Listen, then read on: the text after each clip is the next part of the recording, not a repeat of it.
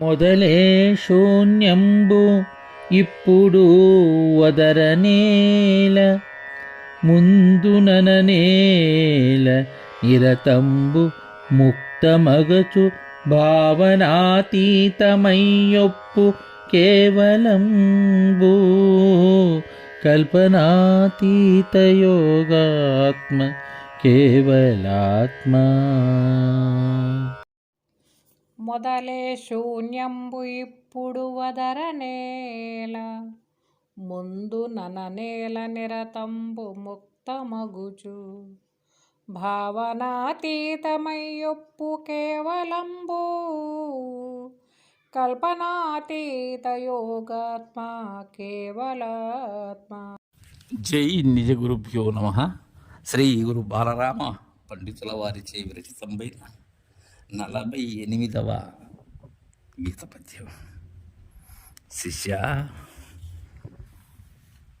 ఒక విషయాన్ని చెప్తానయ్యా.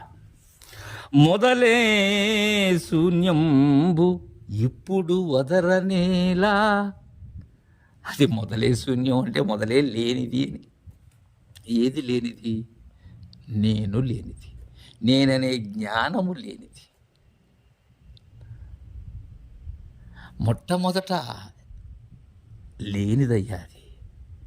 అందుకే అంటారు పెద్దలు, బట్టబయలు ఏమీ లేదు, మొట్టమొదట ఎరుక లేదు, పుట్టి పెరిగిందంత వట్టిదిరా, ఓరోరి శిష్య చిట చివరకు గుట్టు ఇల్లదిరా అనేటువంటి తత్వాతీతంలో అంటారు. మొదలే శూన్యమైనప్పుడు ఇప్పుడు వదలనేలా. ఇప్పుడు దాని గురించి అది అలాంటిది, అది శాశ్వతమని, అహమని, అదే బ్రహ్మమని, ఆ ప్రజ్ఞానమే బ్రహ్మమని ఇలా వదలటం ఎందుకు శిష్య? వాగుడు ఎందుకయ్యా, వాదం ఎందుకయ్యా? అది మొదలే శూన్యం కదా. ముందు నననేల నిరతంబు ముక్తమగుచు. సరే, ముందు అననేల అంటే ముందంటే తదుపరి. ఎందుకు అనాలి? అది శూన్యమని, అది లేనిదని. అది ఎలాగో లేనిదే. లేనిది వరలా లేనిదిని వదలటం ఎందుకు? అది ముందని అనటం ఎందుకు? నిరతంబు ముక్తమనుగుచు. ఏది నిరతము ముక్తమైనది?